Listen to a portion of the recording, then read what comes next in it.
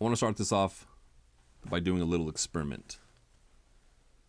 I want you to imagine waking up and just knowing what your gift is. I want you to imagine going about your day and knowing that everything you do, every decision you make, is based on your gift. Now, I want you to imagine laying down at the end of the night and just having a huge sense of fulfillment because you know that everything you did day in and day out was founded on your gift. Now, that feeling you get, that feeling you're imagining, is it happiness? Is it frustration?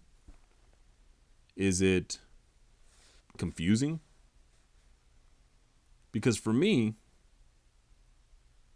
being in your gift, manifesting your gift, living in your purpose, however you want to put it, it all revolves around happiness.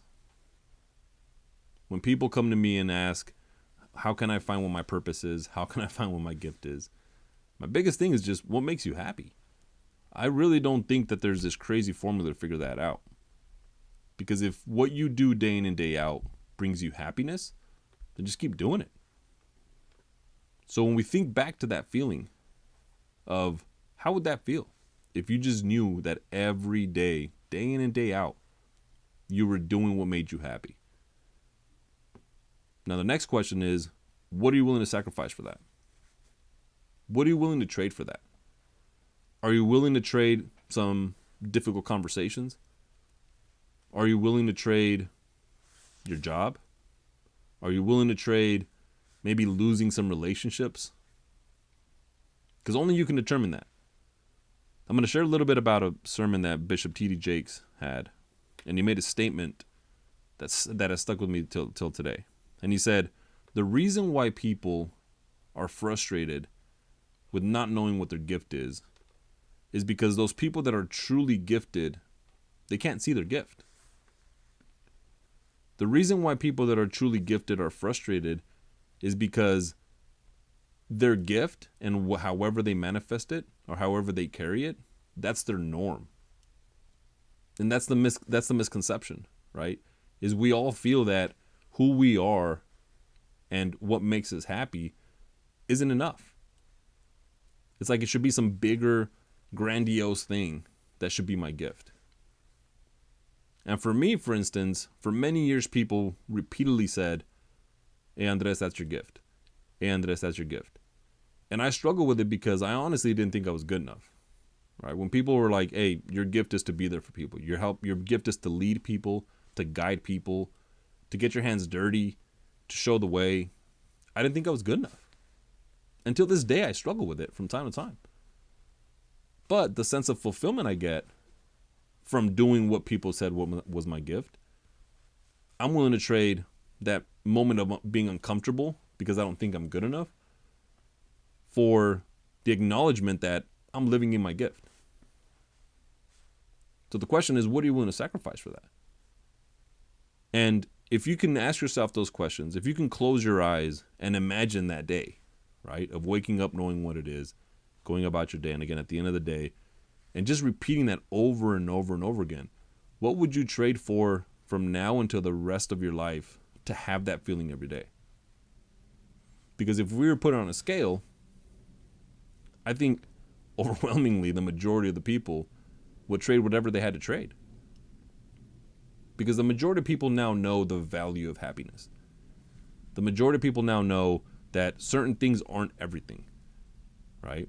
Maybe something that you've been seeking out until now, you found it or you got it or you received it and it just wasn't enough. It didn't fulfill you like you thought it did. So there's something else there. So what are you going to do to find that? What are you going to do to chase that? You know, if you struggle with trying to find out what your gift or your purpose is, using Bishop T.D. Jakes' example, right, is he said, the only way people that are truly gifted will know what their gift is from the people around them. It's from your environment. It's from your inner circle. Why? Because your gift is your norm. What you do on a daily basis is your norm. You will never know what that is because, again, we always think it's something else. So if you're struggling with that, I want you to write down some things. I want you to think back even just 6 months and ask yourself, has there been a statement that has been said to me from the people around me, the people closest to me, that they've said something over and over and over again? And I'm going to give you an example. I have a client who had this same conversation as, I just don't know what my purpose and my gift is. And successful job, right? She fully understands that for her, money isn't everything. Money isn't going to get her happiness. It's going to give her some happiness because it's going to be, she'd be able to afford some things. But overall, it just hasn't given her that sense of fulfillment that she's been seeking. So we did this exercise. And for her, she went back and she says, time and time again, people have thanked me or have been grateful just because I was there for them.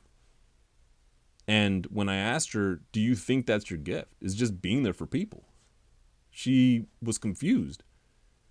And verbatim almost, she said, well, how could that be my gift? Like, I enjoy it, but it doesn't take any effort. That's just who I am. And guess what? That's how it's supposed to be.